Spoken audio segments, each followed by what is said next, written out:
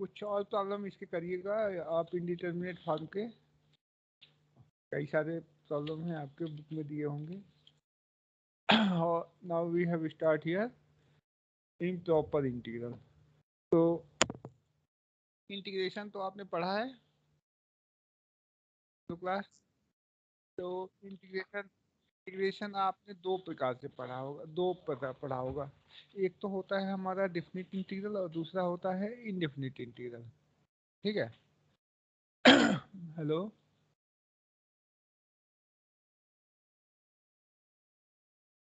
तो आप समझ रहे होंगे इम्प्रॉपर क्या हो गया, इम्प्रॉपर इंटीग्रल।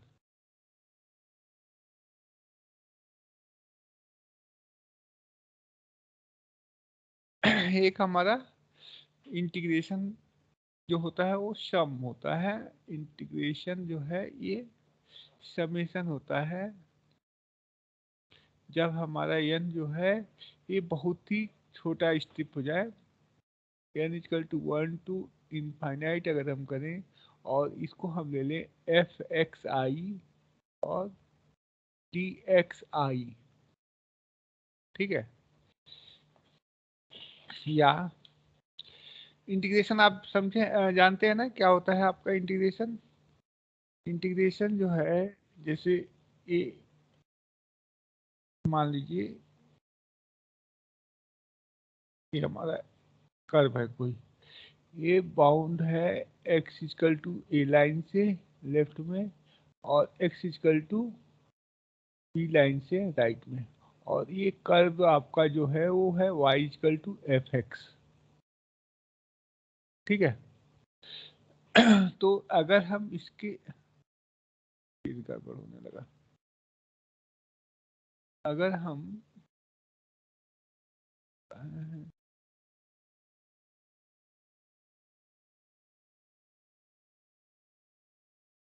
अगर हम दो स्ट्रिप लेते हैं यहाँ पे तो एक एक ट्रेपेजियम बनाता है, ठीक है।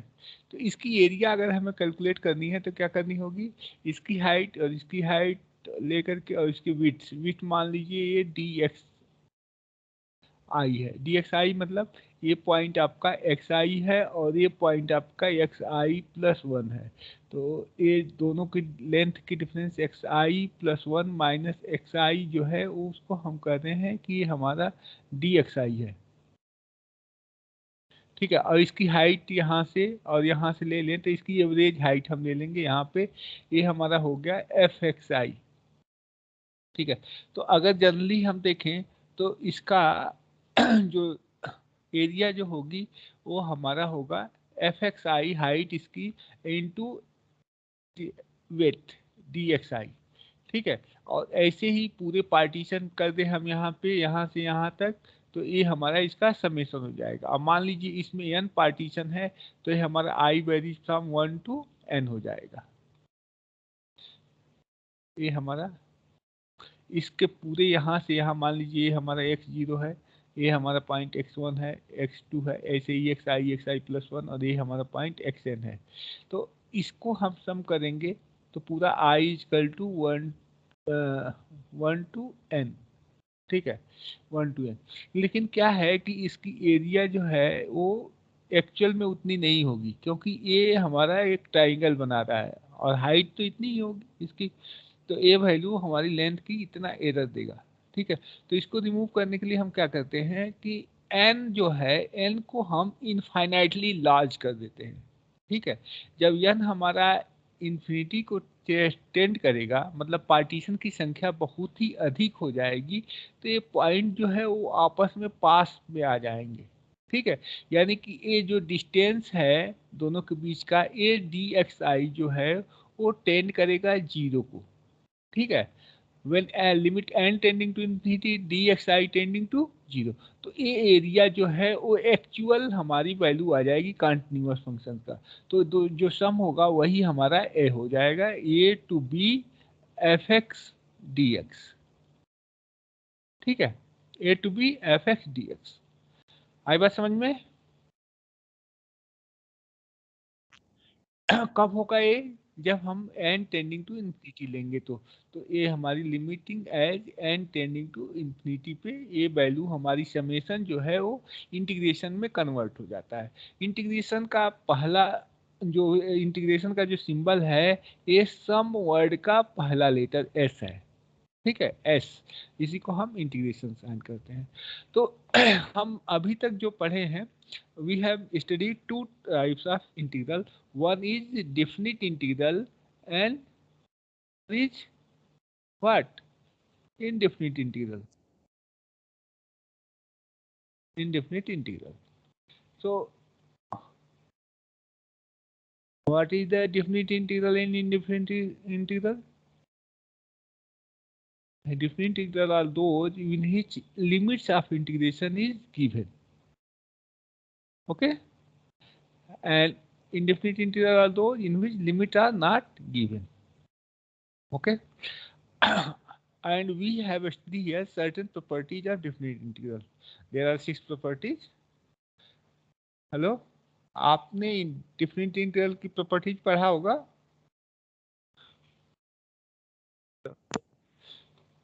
तो वी हैव स्टडीड, इसमें कुछ है लोग आए, certain properties of different integral, 6 properties हैं। प्रॉपर्टीज पहला जो कहता है कि it is independent of change of variable, जैसे ए वैल्यू है, ए टू बी है, एफ टी डी टी, ठीक है, x is change to any other variable t d t and both have same value. और दूसरा हमारा बोलता है कि ए टू बी है, तो अगर हम इसको करें तो ए वैल्यू हमारी बी टू ए हो जाएगी, एफ एक्स डी एक्स, ठीक है। ऐसे ही हमारी 6 प्रॉपर्टियां हैं जिसको आपने पढ़ा होगा, उसका हमें यहाँ पे अभी नहीं पढ़ना है, ओके। तो हमारे पास दो टाइप के इंटीग्रल हैं, एक डेफिनिट इंटीग्रल और दूसरा हमारा इनडेफिनिट इंटीग्रल। अब डेफिनिट इंटीग्रल में भी हमारे पास दो टाइप के इंटीग्रल हैं, एक हमारा है प्रॉपर इंटीग्रल, दूसरा है improper integral. So what is the, हम इम्प्रॉपर इंटीग्रल की बात कर रहे हैं यहाँ पे। तो improper integral are those in विच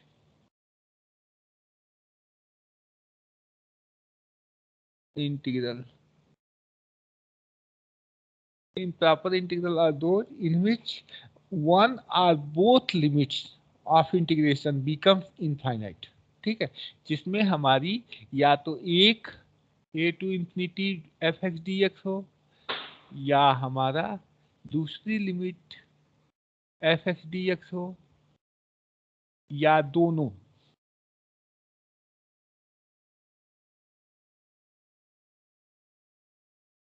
ठीक है, या इसके सिवा हमारा ऐसा एक वैल्यू हो -1 to 1 एक्स डी एक्स, जिसपे हमारा इंटीग्रेशन की लिमिट्स जो है वो इनफाइनाइट हो जाती है, इंटीग्रेंड हमारा इनफाइनाइट हो जाए, okay. Then this type of integral is said to be improper integral. So what is the definition of improper integral? Improper integral are those integral in which one or both limits of integration becomes infinite, or integrand within the limit of integration becomes infinite, ठीक है। जैसे ए integral में upper limit infinite है, इस integral में lower limit infinite है, और इसमें दोनों इनफाइनाइट है, तो ये हमारे इम्प्रॉपर इंटीग्रल हैं। अब इस इंटीग्रल को देखते हैं, तो ये इंटीग्रल हमारा वैरीज कर रहा है -1 से 1 तक की लिमिट के अंदर, और यहाँ पे -1 के 1 के बीच में जीरो आएगा, लेकिन अगर इंटीग्रेंड को देखें तो जीरो पे क्या हो जाएगी वैल्यू इसकी 1/0, तो इनफाइनाइट, ठीक है। तो हमारी अगर कोई भी वैल्यूज है उसमें इनफाइनाइट वैल्यू आ गई, तो क्या हो गया, हमारी सीरीज पूरी इनफाइनाइट हो जाएगी। और इनफाइनाइट क्या है, इनफाइनाइट एक बहुत बड़ी क्वांटिटी है जो कि डिफाइन नहीं हो सकती, so it is not defined, so integral की वैल्यू हमारी नॉन डिफाइन होगी। आगे बात समझ में? So we have studied here improper integral.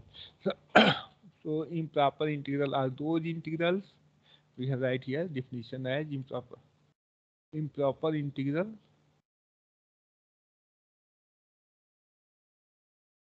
are integrals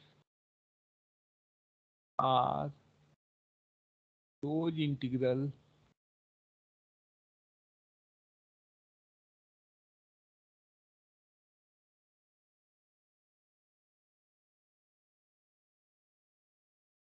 in which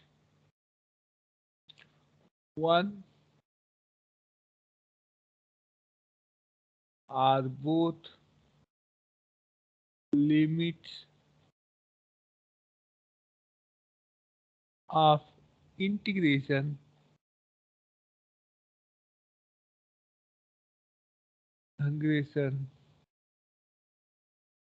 become infinite or integrand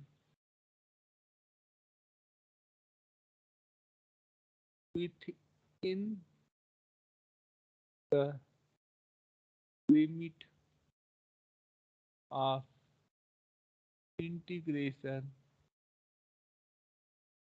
becomes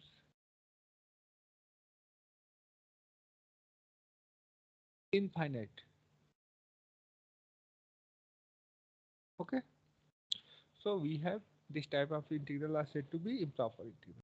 So there are two types of uh, now we have history here kinds of improper integral. So there are three kind of improper integral. Yeah, types of improper integral. So we have right here types of improper integral.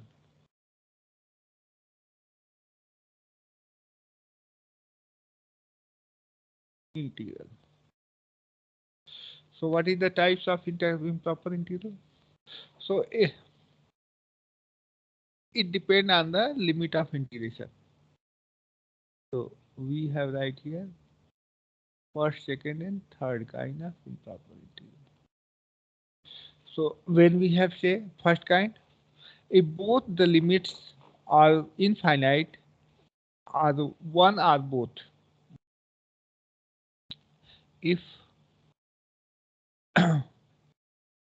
one or both limits of integral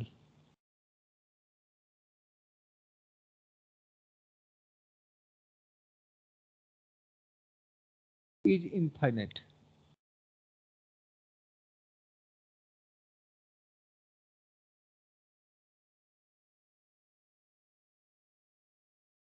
Right.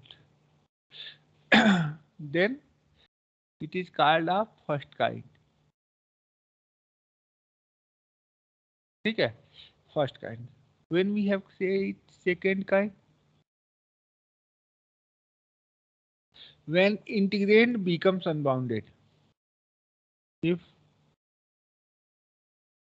मान लीजिए ये integral है a to b f x d x, तो या तो ए या B या दोनों इनफाइनाइट हो जाए तो हमारा कहलाएगा integral of first kind.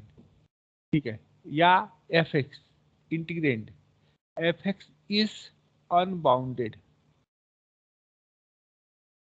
Bounded with at least one point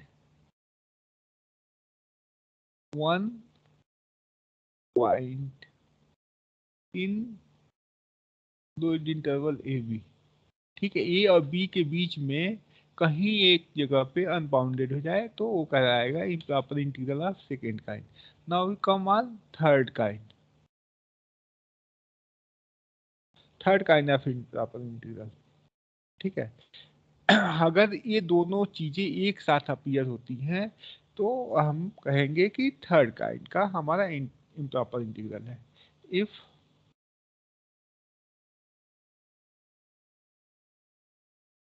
if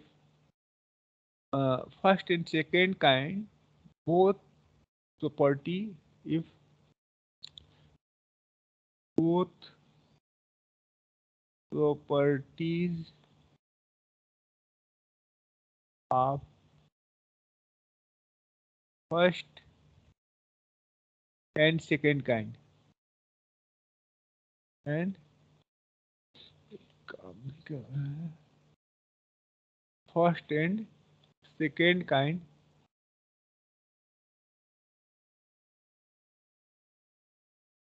second kind arise together या appear together,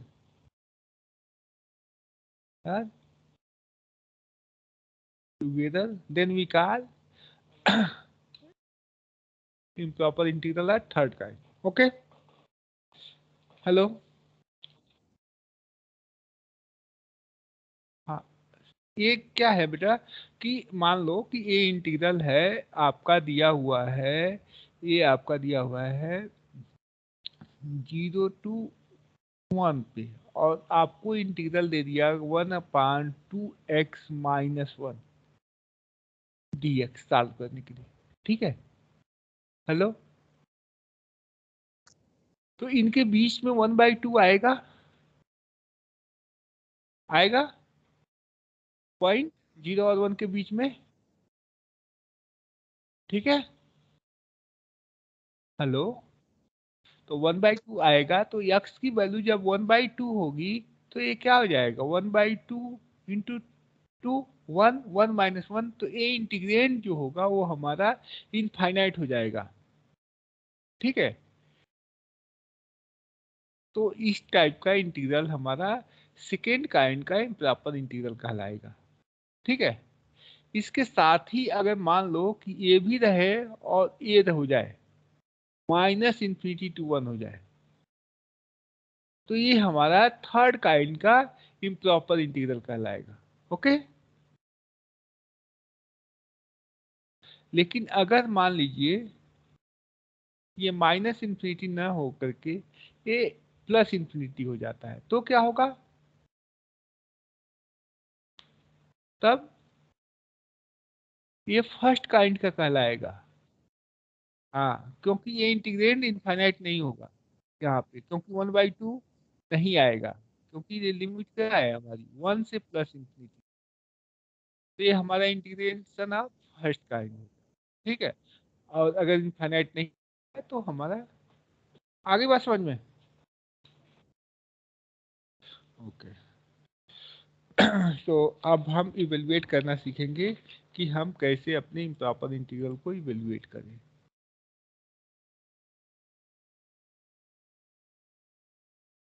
चलिए, तो पहले हम देखेंगे कि how we have solve the problems of improper integral of first kind. तो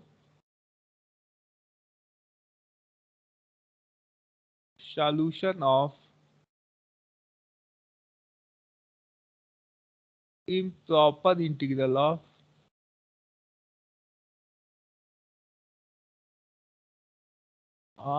फर्स्ट काइंड। फर्स्ट काइंड में क्या है, या तो एक या दोनों लिमिट हमारी इनफाइनाइट है, ठीक है। हमारी एक या दोनों लिमिट इनफाइनाइट है। तो इसमें हमारा क्या होता है कि हमारा इंटीग्रल जो होता है अनबाउंडेड, इसकी लिमिट ऑफ इंटीग्रेशन होती है। तो क्या है कि अगर मान लीजिए हमारा इंटीग्रल दिया हुआ है a to infinite f(x) dx, तो इसका क्या मतलब है, इसका मतलब ये है कि ये हमारा कर्व है कोई, और इसकी वैल्यू जो है वो बढ़ती जा रही है, और ये हमारा x इजकल टू ए कोई पॉइंट है, लाइन है, मान लीजिए ए पॉइंट है, x इजकल टू ए हमारा ओरिजिन हो गया, ये हमारा y एक्सिस, ये हमारा x एक्सिस, और ये हमारी पूरी एरिया बढ़ती जा रही है इनफाइनाइट तक, बाउंड नहीं है इसका, ठीक है। तो हम इसको कैसे इवेल्युएट करें? तो हम क्या करेंगे, यहाँ पे हम एक पॉइंट ले लेते हैं, कोई भी पॉइंट ये सी ले लेते हैं, ठीक है। और फिर हम इसको इवेल्युएट कर लेते हैं ए से सी तक, ठीक है, ए से सी तक, और एफ एक्स डी एक्स। जब इसको इवेल्युएट करेंगे तो ए सी की टर्म में इसका इंटीग्रेशन आएगा, अब उसको हम ले लेंगे limit c tending to infinity, ठीक। तो हम वैल्यू को इवेल्युएट कर पाएंगे, ओके, ठीक है। तो इसको इवेल्युएट करने के लिए हम क्या करेंगे, taking the limit as c tending to infinity, limit of a to c f x d x. अगर इसकी वैल्यू फाइनाइट आती है, इसकी लिमिट जो है वो फाइनाइट आती है, तब तो हम कहेंगे कि हमारा इंटीग्रल कन्वर्जेंट है। और अगर फाइनाइट नहीं आती है तो क्या आएगा, इनफाइनाइट आएगा, तो हम उसको कहेंगे कि डाइवर्जेंट है। ठीक है, अगर ये हमारा एग्जिस्ट करता है, इट एग्जिस्ट करता है, तो हम कहेंगे कि आवर इंटीग्रल इज कन्वर्जेंट। अगर ये नॉन एग्जिस्ट करता है तो हम कहेंगे कि our improper integral is divergent. ठीक है, अगर ये हमारा एग्जिस्ट करता है तो कन्वर्जेंट, अगर नहीं करता है तो ये हमारा डाइवर्जेंट। तो डाइवर्जेंट हमारा इम्प्रॉपर इंटीग्रल होगा। ठीक है, कन्वर्जेंट हमारा इम्प्रॉपर इंटीग्रल होगा, और एग्जिस्ट कर जाएगी तो उसकी जो वैल्यू आएगी वही वैल्यू ऑफ द इंटीग्रल हो जाएगा। ठीक है, तो एक हुआ। और सिमिलरली अगर हमारी lower limit minus infinity to B है और ये हमारा एफ एक्स डी एक्स है, तो यहाँ पे भी हम क्या करेंगे, लिमिट ऑफ, मान लीजिए कि इसको हम कर देते हैं a tending to minus infinity, और ये हमारा हो जाता है a to b f x d x. फिर ये एग्जिस्ट करता है तो कन्वर्जेंट होगा, नॉन एग्जिस्ट करेगा तो डाइवर्जेंट होगा। साथ ही साथ अगर दोनों लिमिट हमारी इनफाइनाइट है तो हम इसको इवेल्युएट करने के लिए क्या करेंगे कि दोनों ही हम में तोड़ देंगे। इसको हम करेंगे limit of limit of a tending to infinity, और इसको हम लिख देंगे minus a to a f x d x. अब ए हमारी फाइनाइट वैल्यू है और इसको हमने क्या किया, सॉल्व कर लिया, और फिर लिमिटिंग इसकी वैल्यू ले लेंगे, and then we get this limit exist और not exist, and accordingly we say that our integral is convergent और divergent. Okay, hello, any problem? Okay, so now we come on some problem, how to solve the improper integral of first kind. So let us take an example, this problem. So we have take here, the problem is solve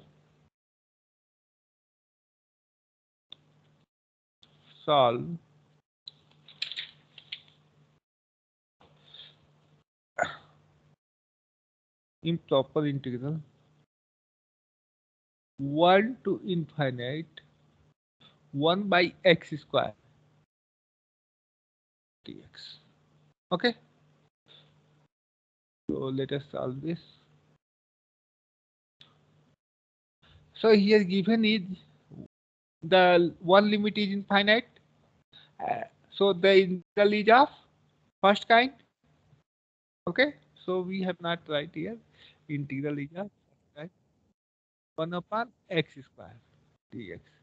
So to solve this we have write here limit of b tending to infinity and integral of 1 to b 1 by x square dx. And what is the integration of 1 upon x square is minus 1 upon x, and limit is 1 to b, and this is limit of b tending to infinity. Okay, so this is the value minus limit b tending to infinity, and when we have write the upper limit, so it becomes 1 upon b, and minus 1 upon 1 is 1. Now taking the limiting value, so when we have write the limit value, then this becomes minus of 1 upon infinity minus 1. So 1 upon infinity is 0, so minus 0 minus 1 is equal to 1. So limit exists, sir. Then then this integral is convergent and the value is 1. The given integral, proper integral, given integral is convergent and convergent to value 1. Okay, so we have generally asked as a problem, what is the nature of the integral? So nature of the integral is convergent. Okay, now we come on a second problem. Evaluate integral minus infinity to infinity 1 upon 1 plus x square dx. So this is also integral of first kind because both the limits are infinite. So to solve this, we have right here limit minus infinity to infinity 1 upon 1 plus x square dx is written as limit of a tending to infinity and minus a to a and 1 upon 1 plus x square. What is the integral of this? 1 upon 1 plus a square is, we have right here, limit of a tending to infinity, and the integral of this is tan inverse x and minus a to a.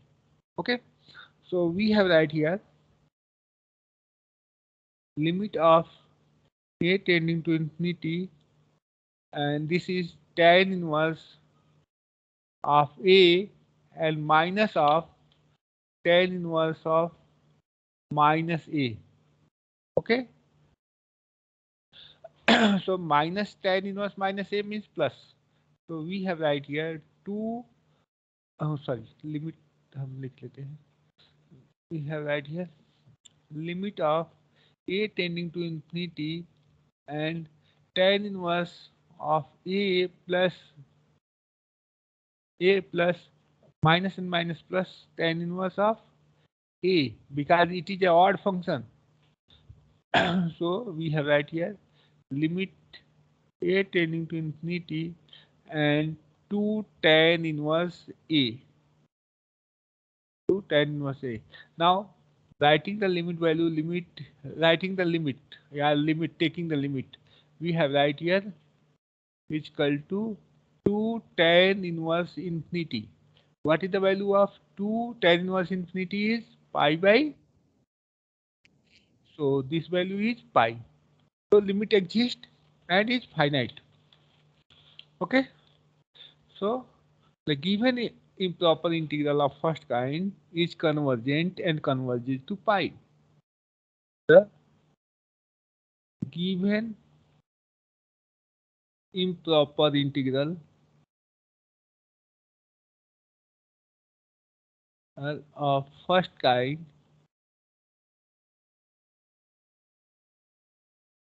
and is convergent and converges to what? Pi. So the limiting value is pi. Okay. Hello. Now we come on a very important integral, and that is known as P integral. So the P integral. By this integral, we have compared many integrals to evaluate them. So what is the P integral? A integral of the type, a integral of first kind of the type 1 to infinity 1 upon x to the power p is known as P integral. And what is the result of this integral? This integral converges when p is greater than 1 and diverges when p is less than or equal to 1. So we have to solve this. How we have solved?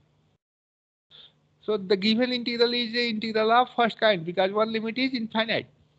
Okay. So how we have solved it? To solve, we have right here 1 to infinite 1 upon x to the power p dx. Okay, and it is written as limit of b tending to infinity and integral 1 to b 1 upon x to the power p dx. Now we have integrated. So we have had limit of b tending to infinity, and limit of integral of this is, we have write it simply, limit of b tending to infinity 1 to b and x to the power minus p dx. Okay. So integral of 1 upon x to the power minus p is x to the power minus p plus 1 upon minus p plus 1. Okay. And limit is 1 to b. Okay. Hello class. Are you getting? So we have right here, this is minus. So we have right here minus sign of this.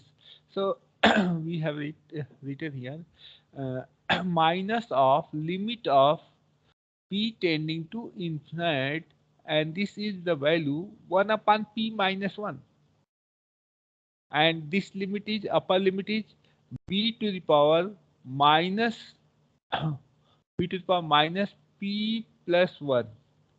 Okay, p plus 1 minus,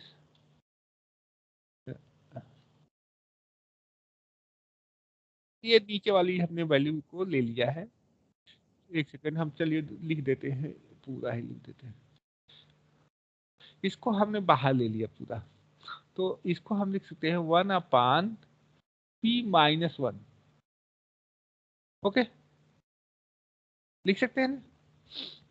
और upper limit हमने रखा तो a आया। अभी हमने limit नहीं लिया है, तो इसको हम ऐसे ही लिख देते हैं, limit b tending to infinity. Okay, और इसको हम कर सकते हैं b to the power minus p plus 1, और 1 हम रखेंगे तो माइनस 1। Okay, hello. और ये कब है? जब p नॉट इक्वल टू 1 है। ठीक है, क्योंकि p इक्वल टू 1 होगा तो ये वैल्यू इनफाइनाइट हो जाएगी। ओके, अब दो के साथ ये, अब इसको हम और भी दूसरे तरह से लिख सकते हैं, limit of b tending to infinity 1 upon p minus 1 and this value 1 upon b p minus 1 और माइनस 1। Okay, hello. कब? जब p नॉट इक्वल टू 1। अब इसकी वैल्यू क्या होगी? फाइनाइट। कब? जब p हमारा ग्रेटर देन 1 होगा। ठीक है, तो p जब हमारा ग्रेटर देन 1 होगा तो ये डिनोमिनेटर में ही रहेगा, ये टर्म हमारा डिनोमिनेटर में रहेगा। Okay, hello. If p is greater than 1, then this power is positive, and when this power is positive, then it becomes 1 upon b type. And when b tending to infinity, so we get here 1 upon infinity to the some positive power. So 1 upon infinity to the power positive power is infinity. So 1 upon infinity. So whole term becomes what? 0. Whole terms become 0. So this term becomes 0, and this is minus 1. And here no term contains b, so the limiting value does not affect the value of this, so it becomes minus 1 upon p minus 1. So we have write it is 1 upon 1 minus p. Kab? When p is greater than 1. Okay, if p is greater than 1. Okay, got it? So integral is convergent when p is greater than 1. What happens if p less than 1? So if p less than 1, so this term becomes negative, b to the power minus minus power, negative power. So it come in numerator. Okay. So it becomes, when taking the value of limit b tending to infinity, this term becomes infinite. And in any term, one term becomes infinite, then the value becomes infinite. So this is divergent. Okay. Infinite में से 1 घटाएं या रहने दें, कोई फर्क नहीं पड़ता। p-1 डिवाइड करें, कोई फर्क नहीं पड़ता, क्योंकि b हमारा न्यूमरेटर में आ जाएगा, क्योंकि ये वैल्यू 1 से छोटी हो जाएगी। जब 1 से छोटी हो जाएगी तो निगेटिव पावर, तो ये हमारा न्यूमरेटर में आ गया। ओके, तब ये हमारा इनफाइनाइट हो जाएगा। So this is infinity if p less than 1. So we have get here two result. तो हम यहाँ पे एक ही को कर देते हैं, हम यहाँ पे लिख देते हैं दिस इज दिस। कब p ग्रेटर देन 1 पे और p लेस देन 1 पे, लेकिन p इक्वल टू 1 ना हो तब। so what happens when p equal to 1? So we have considered again at p equal to 1 by this 1 upon x and 1 to infinite this dx. So what is the integral of this? This is limit of b tending to infinity and b tending to infinity and 1 to b 1 upon x dx. So integral is limit b tending to infinity and log of x limit 1 to b. So we have right here log of b minus log of 1 is 0. Okay. Hello. So log of b and limit of b tending to infinity. So when b tending to infinity, this becomes infinite. So it also does not at p is equal to 1, the limit does not exist. Okay. So we see that here the integral 1 to infinite 1 upon x to the power p dx converges as only when what p is greater than 1 and diverges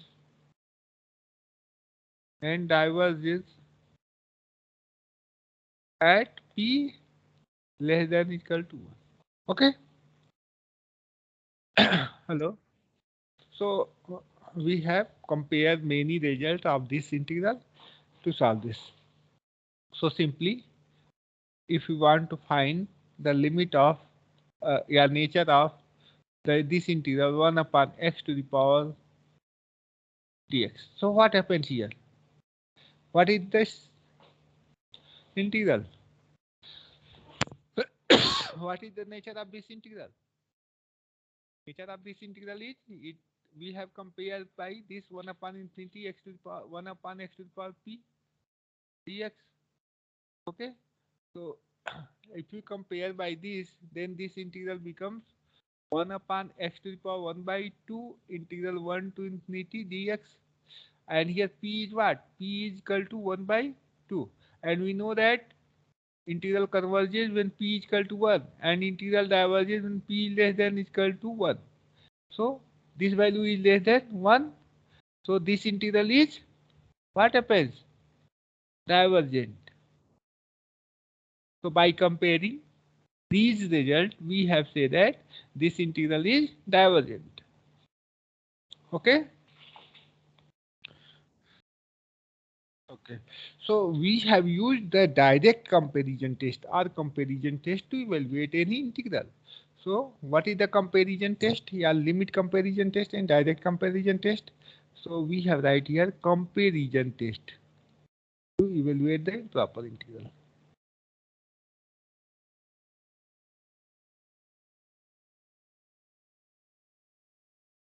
Test. So there are two types of comparison test. One is direct comparison test.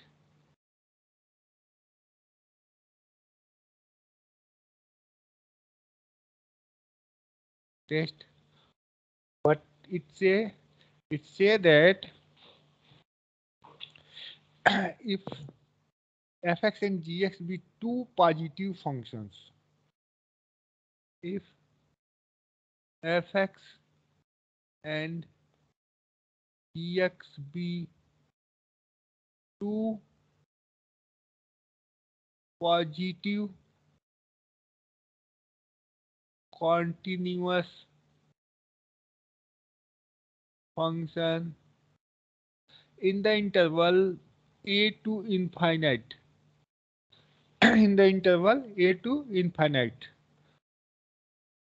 Infinite को हम close interval नहीं करते हैं क्योंकि infinite हमारी, तो ए open interval, ए हमारा close interval, close interval में ये पॉइंट हमारा आ गया। Inter continuous function for all x greater than equal to a, ये हमारा कोई क्वांटिटी हो सकती है, पॉजिटिव क्वांटिटी है।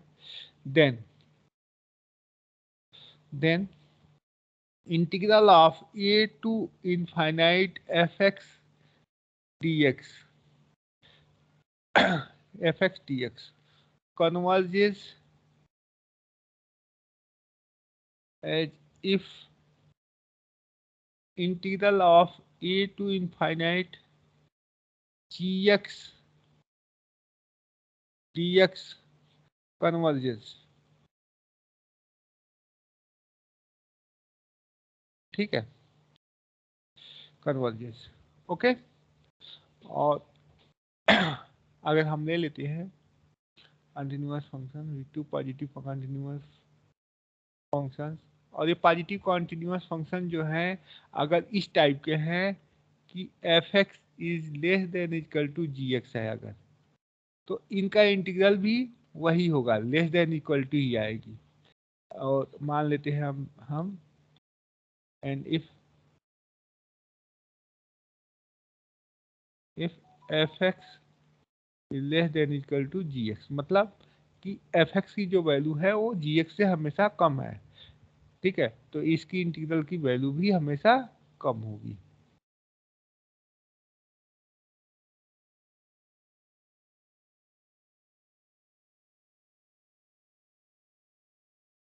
ठीक है, तो जैसे ये हमने किया है, ये डायरेक्ट कंपैरिजन है। ठीक है, हमने डायरेक्ट इससे कंपेयर कर दिया। ओके, तो पहला हमारा रिजल्ट दे रहा है कि ये कन्वर्ज करेगा, तो ये भी कन्वर्ज करेगा। और अगर हमारे फंक्शन जो है वो पॉजिटिव है और less than equal to f x less than equal to g x है, तो इंटीग्रल वैल्यू भी less than equal to g x. ठीक है, ओके। दूसरा हमारा है लिमिट कंपैरिजन टेस्ट, ये तो डायरेक्ट हमने किया। दूसरा हमारा है लिमिट कंपैरिजन टेस्ट। इसमें क्या करते हैं कि हम लिमिट निकाल लेते हैं और फिर उसको हम कंपेयर कराते हैं।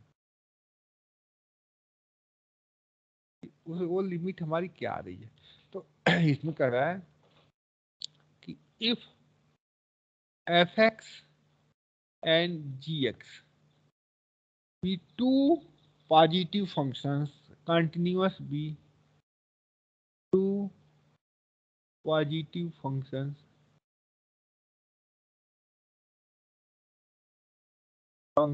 continuous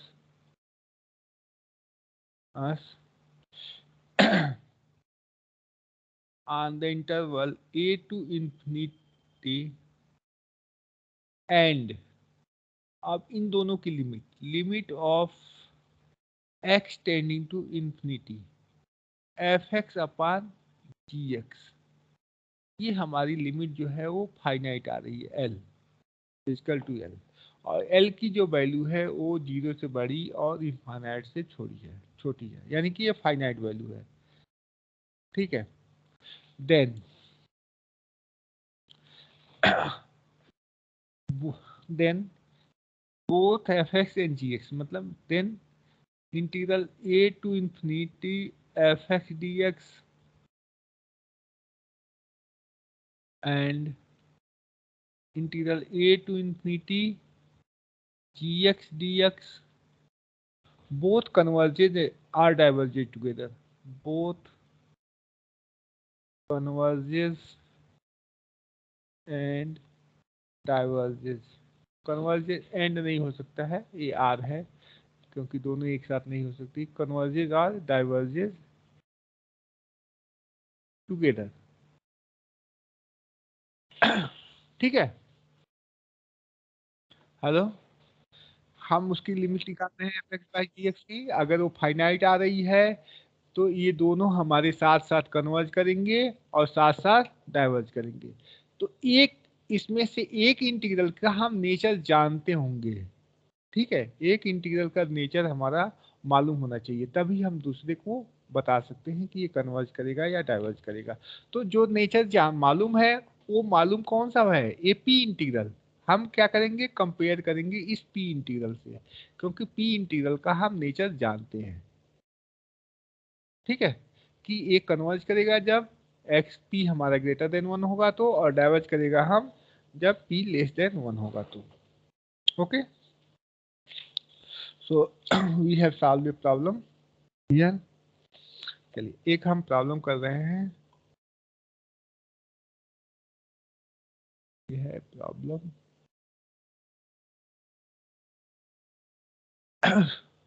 so that find the nature of the integral। एक सेकेंड हो जा रहा है। find the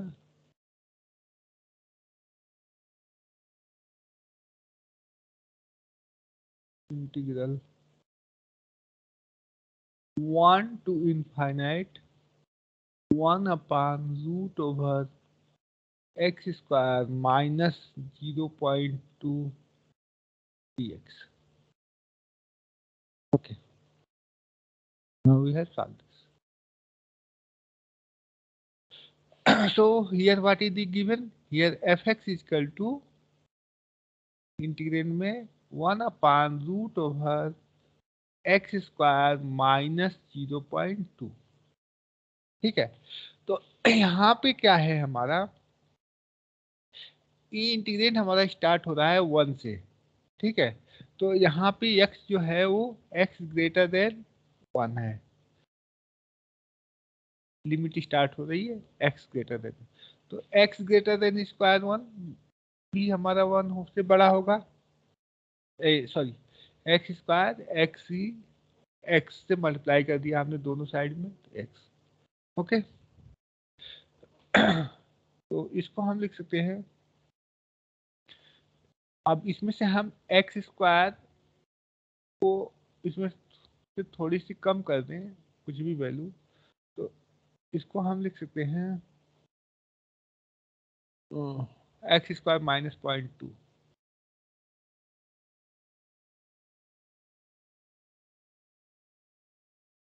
तो ये भी हमारा क्या होगा, greater than equal to x. चलिए ठीक है, कोई बात नहीं। अगर हम करते हैं इसको, तो 1 अपान एक्स स्क्वायर जो होगा वो लेस देन इक्वल टू होगा 1 अपान एक्स से, होगा।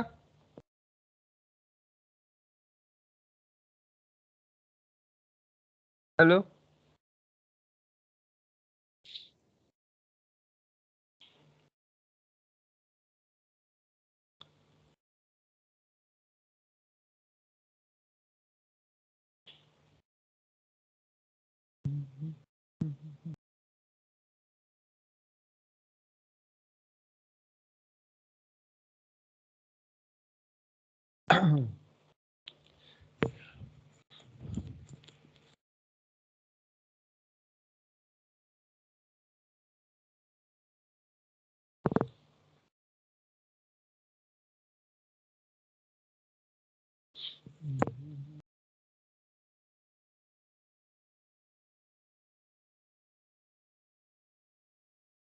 इसको हमें करने की क्या जरूरत है, हम तो डायरेक्ट कंपेयर कर सकते हैं इसको।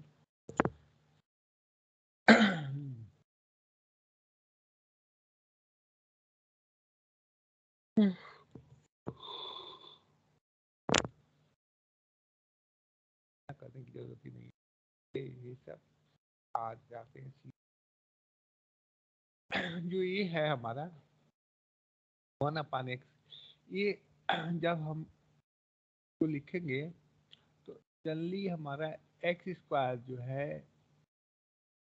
रूट आ गया, ये इक्वल टू अगर हम कर दें माइनस 0.2 भी कर दे तो ये इक्वल हो जाएगा 1/x के, इक्वलेंट हो जाएगा। हेलो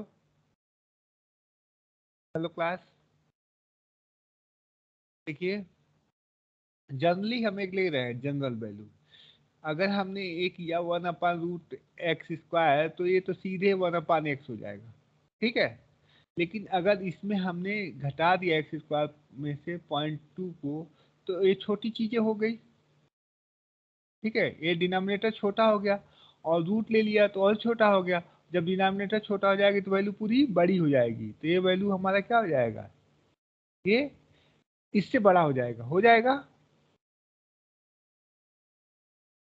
तो 1/√x² माइनस जो 0.2 is greater than equal to 1/x। Okay, आगे बात समझ में।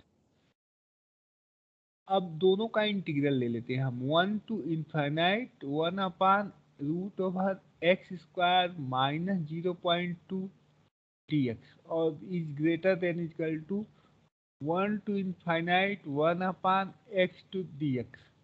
दोनों साइड का इंटीग्रल ले लिए, ठीक है। अब इस इंटीग्रल को हम भी जानते हैं कि ये हमारा p इंटीग्रल से डाइवर्जेंट है, क्योंकि p का पावर क्या है, 1 है, p इक्वल टू 1 है यहाँ पे, ठीक है। इसको अगर हम कंपेयर करेंगे इसको हम ये कर देते हैं यहाँ पे, तो √x², ठीक है। अब इसको हम इस इंटीग्रल को p इंटीग्रल से देखें तो ये हो जाएगा x⁻p और p इक्वल टू 1 हो जाएगा, ठीक है। तो जब p 1 होता है तो ये इंटीग्रल हमारा डाइवर्जेंट होता है, ठीक है। तो ये इंटीग्रल लेफ्ट हैंड साइड का इंटीग्रल तो और बड़ा है इससे, 1/x² माइनस 0.2, ये इंटीग्रल तो और इससे बड़ा है। जब ये छोटा इंटीग्रल डाइवर्जेंट है तो बड़ा इंटीग्रल भी डाइवर्जेंट होगा, ठीक है। Hello, and so this integral is also divergent, okay.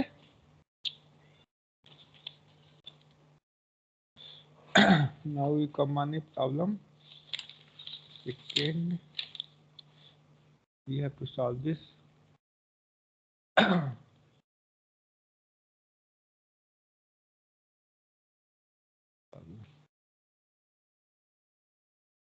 so that integral 1 to infinite e to the power minus x² dx converges। बस ये कह रहा है कि कन्वर्जेंट दिखाइए, वैल्यू नहीं निकालने के लिए बोल रहा है। तो इसको हम कैसे करेंगे, अब यहाँ पे हियर क्या है, integrand here f(x) equal to e to the power minus x², ठीक है।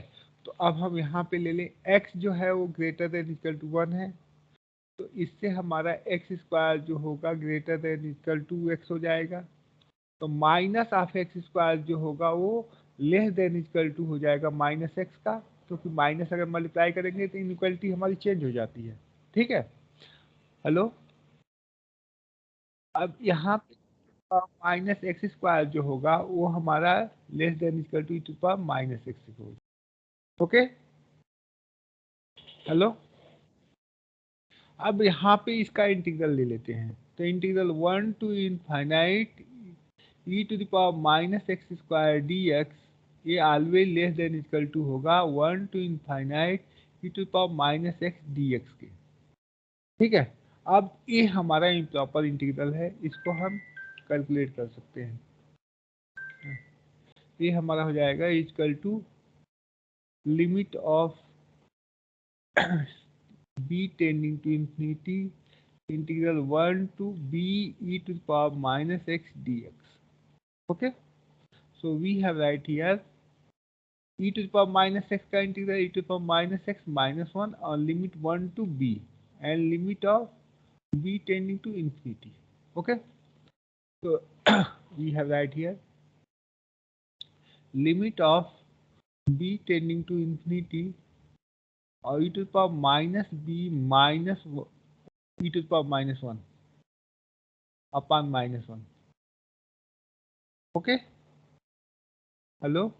अब लिमिट ले लें तो e to power minus infinity की वैल्यू 0, ठीक है, e to power minus infinity की वैल्यू 0 और minus of e to power minus 1 upon minus 1। तो ये हमारी हो गई 0 minus e to power minus 1 upon minus 1। So this value is e to power minus 1। तो इसकी वैल्यू फाइनाइट आ गई। ओके, सो पूरा इंटीग्रल जो है 1 टू इनफाइनाइट जो है e to power minus x square d x, ये वैल्यू इसकी लेस देन इक्वल टू होगी e टू पावर माइनस 1 से। तो ये राइट हैंड साइड की वैल्यू जो है वो फाइनाइट है, ठीक है, ये वैल्यू हमारी इसकी वैल्यू फाइनाइट है। तो ये भी हमारा फाइनाइट होगा, इस इंटीग्रल की वैल्यू जब फाइनाइट होगा तो हम कहते हैं कन्वर्जेंट, ठीक है। इसको हम यहाँ पे लिख देते हैं finite. Okay, so integral 1 to infinite e to power minus x square dx is convergent. Okay, तो ऐसे ही और भी प्रॉब्लम आपको सॉल्व करना है, ठीक है। तो एक दो प्रॉब्लम हम आपके लिए लिखते हैं एक्सरसाइज के लिए। होमवर्क आपका है या असाइनमेंट मान लीजिए, इसको हम असाइनमेंट कर रहे हैं।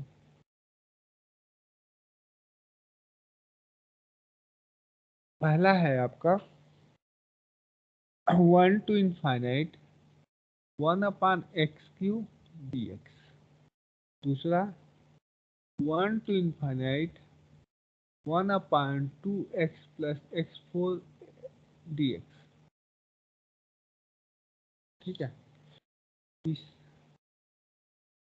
तीसरा एक हम लिख रहे हैं 1 to infinity sine q x upon x q d x, ठीक है। इन सबको आपको इवेल्युएट करना है, ठीक है। ये आपकी एक्सरसाइज हो गई। दूसरा हमारी प्रॉपर्टी थी कि हम improper integral of second kind को कैसे सॉल्व करेंगे, ठीक है। Hello class, now we come on improper integral of second kind.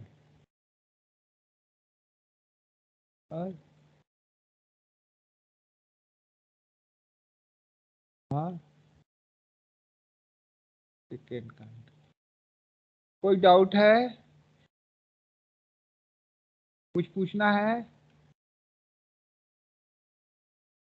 आगे पढ़े या रुक जाए?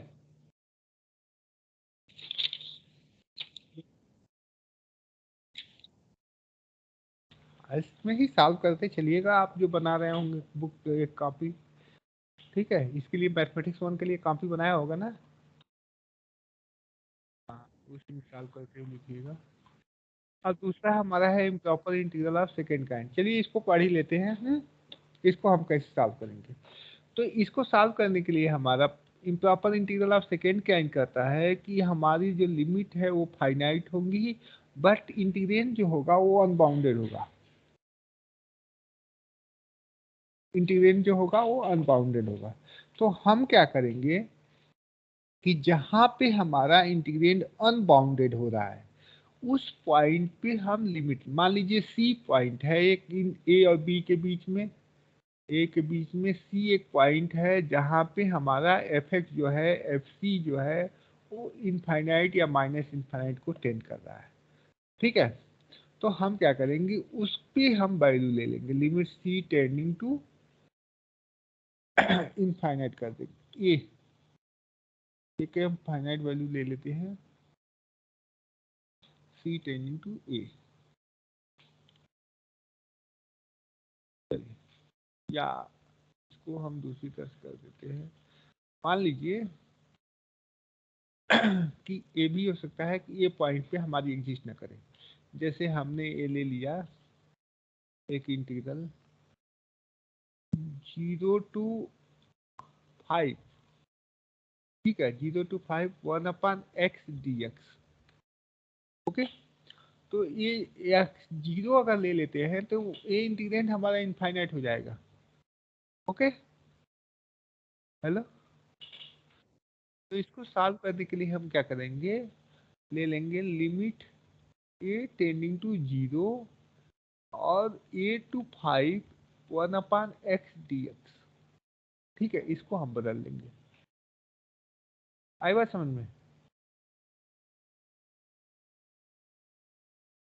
तो इसको हम लिख सकते हैं a टेंडिंग टू c, और a पे हमारा ये फंक्शन इनफाइनाइट है, तो c to b f(x)dx।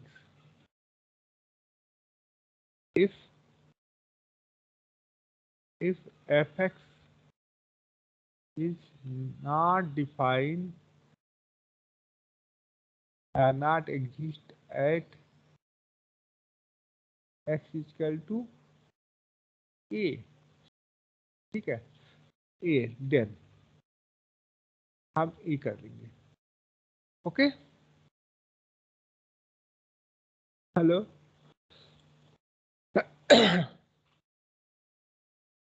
अब मान लीजिए कि एक ऐसा या बी पे नहीं डिफाइन है तो ऐसे ही इसको बी को बदल लेंगे, लेकिन हमारा ए और बी के बीच में एक पॉइंट सी पड़ रहा है जहां पे उस पे हमारा फंक्शन डिफाइन नहीं है, तो हम क्या करेंगे, तो हम इसको, इस इंटीग्रल को if f x is not defined at c within interval a b, a b के बीच में वो पॉइंट है जहां पे नहीं डिफाइन कर रहा है, ठीक है, या इनफाइनाइट हो जा रहा है। तो इसको हम ए इंटीग्रल है उसको हम ए टू बी को दो भागों में हम तोड़ देंगे। पहले क्या हो जाएगा, ए से सी तक एफ एक्स डी एक्स और प्लस सी से बी तक एफ एक्स डी एक्स, हम डिफरेंट इंटीग्रल की प्रॉपर्टी लगा दिए, और फिर इसको हम सी पे नहीं डिफाइन हो रहा है तो लिमिट हम ले लेंगे b tending to c integral a to b f x d x और plus integral limit a to c c b f x d x. ठीक है, अब ये दोनों लिमिट अगर एग्जिस्ट कर रहे हैं तो हमारा ए इंटीग्रल एग्जिस्ट करेगा, यानी कि if both limit both the integral are convergent then this integral is convergent, if either any one of these integral is divergent so the integral is divergent। Okay,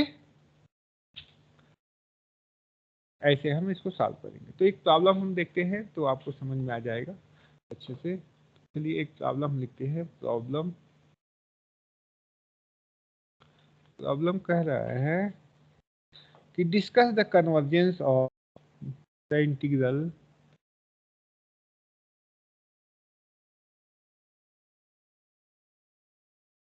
nature of the improper integral.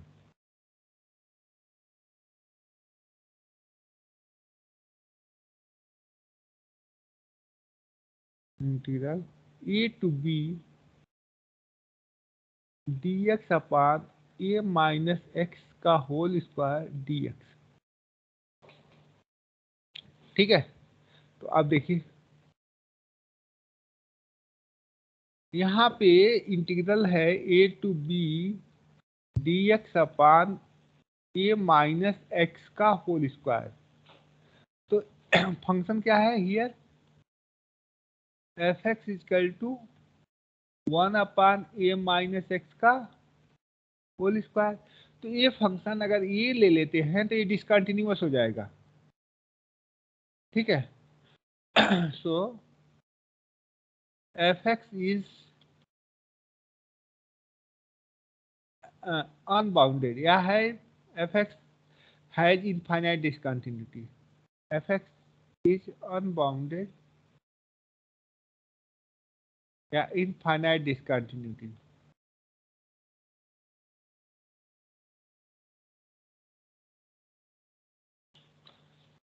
Eight x equal to a, ठीक है।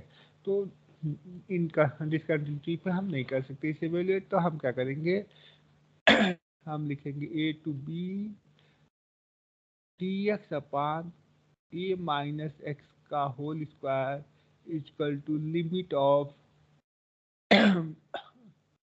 ए b है तो c tending to a कर दे, a tending to c, sorry, limit of a tending to c, और इसको c और b और 1 ए माइनस एक्स का होल स्क्वायर, और इसको हम लिखते हैं डी, ठीक है। इसका इंटीग्रेट करें तो ये हमारा हो जाएगा limit A tending to c, और इसका आप इंटीग्रेट कर सकते हैं, प्रॉपर इंटीग्रल हो गया ये तो ये प्रॉपर इंटीग्रल को हम लिख सकते हैं 1/x माइनस ए, ठीक है, और लिमिट हमारी सी टू ए, माइनस साइन के साथ आएगा तो माइनस हमने इसके अंदर ला दिया। तो अब इसकी लिमिट रखें तो limit of a tending to c और 1/ए माइनस ए, सॉरी ये बी है, 1/b minus a minus of 1/c minus a, ठीक है। अब लिमिट रखें तो ये हो गया 1/b माइनस ए और माइनस, इसमें तो लिमिट कुछ आएगी नहीं, माइनस। अब इसकी लिमिट हम रखेंगे ए, तो ये वैल्यू हमारी हो गई इनफाइनाइट, 1/ए माइनस ए, ओके, तो ये वैल्यू हो गई इनफाइनाइट। तो 1/b माइनस ए और माइनस इनफाइनाइट, तो इनफाइनाइट में से कुछ भी घटाओ या जोड़ो, ये इनफाइनाइट हो गई तो एग्जिस्ट नहीं करा, ठीक है। तो ये वैल्यू हमारी हो गई minus infinite, okay. So limit does not exist, limit does not exist, hence the integral L is divergent. So what is the nature of the integral is divergent, okay। चलिए तो एक और प्रॉब्लम करते हैं हम लिखते हैं यहाँ पे problem integral 0 to 3 1/x minus 1 to the power 2/3 dx, ठीक है। तो यहाँ देखिए ए भी हमारा इंटीग्रल जो है वो इम्प्रॉपर इंटीग्रल है, क्यों? क्योंकि 0 से 3 के बीच में एक पॉइंट 1 आएगा जहाँ पे इंटीग्रल क्या हो जाएगा, ये इंटीग्रेंड 0 हो जाएगा। जब 0 हो जाएगा तो value of the integral unbounded हो जाएगा, इनफाइनाइट हो जाएगा, ठीक है। तो here f(x) equal to 1/x minus 1 to the power 2/3, ठीक है, is unbounded at x equal to 1। तो ये हमारा improper integral of second kind हो गया। हेलो, तो कैसे सॉल्व करेंगे? तो 0 to 3 1/x minus 1 to the power 2/3 dx is equal to, limit इसको हम बदल लेंगे पहले 0 से 1 तक 1/x minus 1 to the power 2/3 dx, और प्लस 1 से 3 तक 1/x minus 1 to the power 2/3 dx, okay. अब फिर हम इसको पहले वाले मेथड से हम ले लेंगे limit of a tending to, sorry b, हम अपर लिमिट को बी लेते हैं और लोअर लिमिट को ए ले लेते हैं। तो कुछ भी ले सकते हैं, इसमें कोई फर्क नहीं पड़ता। Limit b tending to a 0 to b 1/x minus a x minus 1 to the power 2/3 dx plus limit of a tending to 1 a to 3 1/x minus 1 to the power 2/3 3 dx। Okay, hello class. तो अब इसे हम solve कर लेंगे, हो जाएगा solve, छोड़ दें यहाँ पे या करें? चलिए, इसका इंटीग्रेशन क्या हो जाएगा, पावर है सीधे, तो हम इसको लिख सकते हैं x minus 1 to the power minus 2/3 plus 1 का power upon minus 2/3 plus 1। Okay, और लिमिट हमारी 0 टू b, प्लस इसका लिमिट a टेंडिंग टू 1, और इसका भी वही सेम है, तो x minus 1 to the power minus 2/3 plus 1 upon minus 2/3 plus 1, limit हमारी a टू 3। अब लिमिट रख दें यहाँ पे, तो ये हो जाएगा limit of b tending to 1। अब यहाँ पे b रखेंगे तो b माइनस 1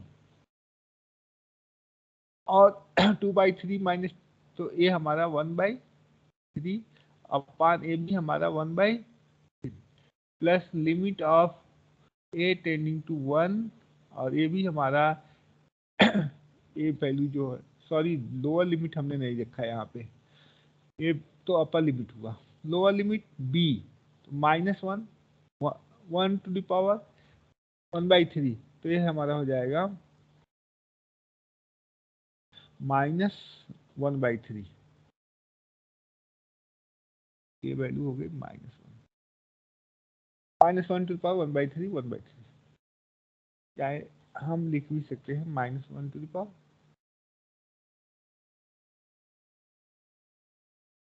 ठीक है।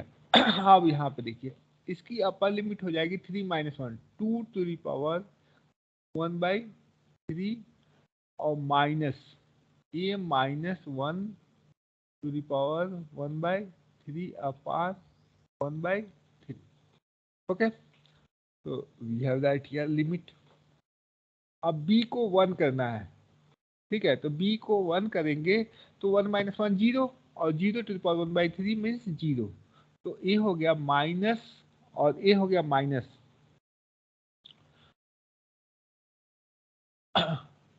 तो माइनस ऑफ माइनस, इसको 3 को ऊपर ले जाए तो ये हो गया -3 इंटू -1 टू द पावर 1/3। ठीक है, b को लिमिट हमने ले लिया टोटल पे। अब यहाँ पे प्लस इसको भी 3 हो जाएगा यहाँ पे, और limit of a 3 into 1 - 1 a 0 whole to power 0 हो गया, तो 0 टू पावर 1/3 मीन्स 0, तो 2 into 2 to power 1/3। Okay, 2 to power 1/3। अब इसमें से हम 3 कॉमन कर लें, तो a हो गया हमारा 3 और -1 - 1 +1, तो 1 + 2 to the power 1/3, because -1 to the power 1/3 -1/3, और ये हमारा 3 + 3 into 2 to the power 1/3। Okay, so we have right here 3 into 1 plus 2 to the power 1/3, और ये हमारा आंसर आ गया। ठीक है, so this integral is convergent and converges to this value and it is of the integral। Hello class, ऐसे ही आपको और problem solve करने हैं, और अगर हमारे पास दोनों आ जाते हैं तो उसको हम कहते हैं improper integral of third kind. ठीक है, तो जैसे ये हमारा एक ले लेते हैं इम्प्रॉपर इंटीग्रल ऑफ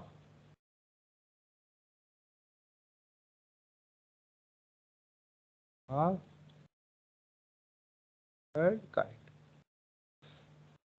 इसके लिए हम एक एग्जांपल लेते हैं यहाँ पे 0 टू इनफाइनाइट 1/x dx। ठीक है, तो ये हमारा है improper integral of third kind, क्योंकि एक इंटीग्रेंड हमारा, एक हमारी लिमिट ऑफ इंटीग्रेशन इनफाइनाइट है। ठीक है, तो ये हमारा फर्स्ट काइंड का हो गया। अब x = 0 पे इंटीग्रेंड इनफाइनाइट होगा, तो ये भी हमारा क्या हो गया, सेकेंड काइंड का हो गया, और दोनों ही एक ही इंटीग्रल में है, तो इसलिए थर्ड काइंड के होंगे। Okay, hello class. तो हम इसको कैसे सॉल्व करेंगे? तो सॉल्यूशन इसका करने के लिए हम दोनों मेथड अप्लाएंगे यहाँ पे। तो हमारा है integral 0 to infinity 1/x dx। तो हम पहले ले लेंगे इसको 0 टू 1 हम ले लेते हैं, फाइनाइट वैल्यू आ गई, 1/x² कर देते हैं इसे।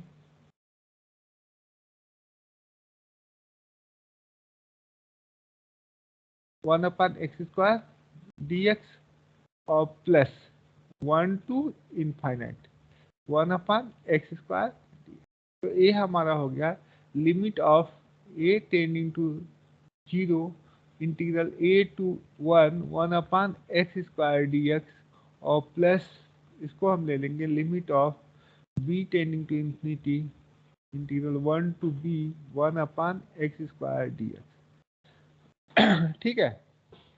अब ये दोनों अगर कन्वर्ज कर गई तो हम कहेंगे कि हमारा लिमिट कन्वर्जेंट है, अदरवाइज लिमिट हमारा डाइवर्जेंट है।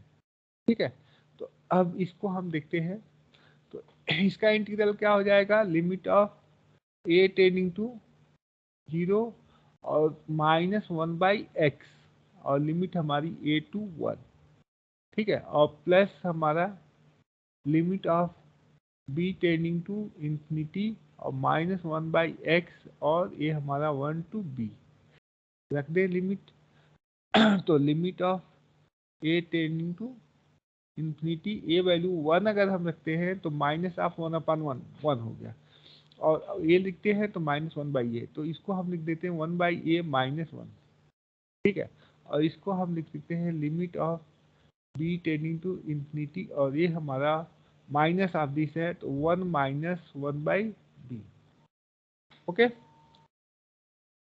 अब a टेंडिंग टू 0 रखेंगे तो ये लिमिट तो हमारी 0 हो गई, 0 - 1 और प्लस। अब b टेंडिंग टू इंफिनिटी रखेंगे तो ये भी हमारा 0 हो गया। सॉरी, ये अगर इंफिनिटी रखेंगे, ये 0 रखेंगे तो ये पूरी वैल्यू इनफाइनाइट हो जाएगी। ठीक है। इंफिनिटी -1 और प्लस, और इसको b 0 रखेंगे तो 1 - 1/इंफिनिटी। तो रख देते हैं हम यहाँ पे वैल्यू ही रख देते हैं 1/इंफिनिटी 1/0, सॉरी 1/0। तो ये हमारी वैल्यू आ गई इंफिनिटी -1 +1, ये 0 कर दिया, और ये भी हमारा 1 - इंफिनिटी, ये हमारा 0 हो गया। ठीक है। तो इंफिनिटी -0 मीन्स इंफिनिटी, तो एग्जिस्ट नहीं किया। ठीक है। So the integral is what? Divergent. ये दूसरा वाला इंटीग्रल तो कन्वर्जेंट आ रहा है, पहला वाला डाइवर्जेंट आ रहा है। अगर दोनों ही कन्वर्जेंट होंगे तभी ये हमारा इंटीग्रल कन्वर्जेंट होगा, अदरवाइज डाइवर्जेंट होगा। ओके। Hello class. तो ऐसे हमें सॉल्व करना है। चलिए एक और प्रॉब्लम है हमारे पास। प्रॉब्लम है find the area under the curve. Find the area under the curve y equal to 2/√x from x equal to 0 to x equal to 1। तो अभी हमने लास्ट कर रहे हैं, शुरुआत में ही बताया था हमने कि कैसे हम इंटीग्रल का यूज करते हैं एरिया निकालने के लिए। तो ये हमारा हो जाता है एरिया f(x) dx। तो ये हमारा देता है area bounded by the curve y equal to f(x) with in the ordinate x equal to a and b। तो यहाँ पे क्या कर रहा है? Area bounded under this curve from x equal to 0 to x equal to 1। Okay. So इसी को हम लिख सकते हैं यहाँ पे 0 to 1 और y इक्वल टू f(x) होता है, तो f(x) की value 2/√x dx। Okay. Hello hello. ये आया हमारा। तो x इक्वल टू 0 पे हमारा क्या है? अनबाउंडेड है। तो ये हमारा integral of second kind, improper integral of second kind है। ठीक है, तो इसको हमें सॉल्व करने के लिए क्या करना होगा, limit of a tending to zero, बोलिए, limit of a tending to zero और a to one, to upon root of x d x हो जाएगा। तो और करिएगा इसे प्रॉब्लम को, ठीक है। छोड़ दे।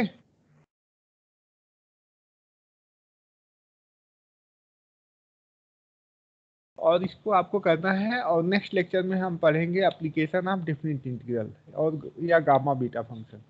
क्या है हमारा सिलेबस का, लेक्चर में हमारा है सिलेबस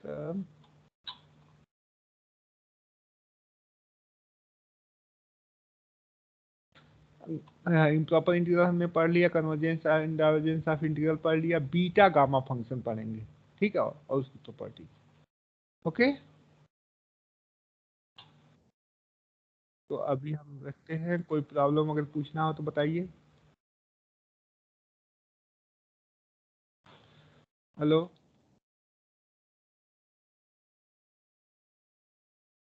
तो नेक्स्ट लेक्चर में हम लोग बीटा गामा फंक्शन पढ़ेंगे, और इसको पढ़ के आइएगा और इसके क्वेश्चन और भी कर दीजिएगा। ठीक है, अभी हम आपको इसके ट्यूटोरियल और असाइनमेंट की सीट शेयर कर देंगे, ठीक है। हम यहाँ पे लिख भी दे रहे हैं हमें क्या पढ़ना है, बीटा फंक्शन। पहले हम पढ़ेंगे gamma function and then beta function, beta function. चलिए, गामा एंड बीटा।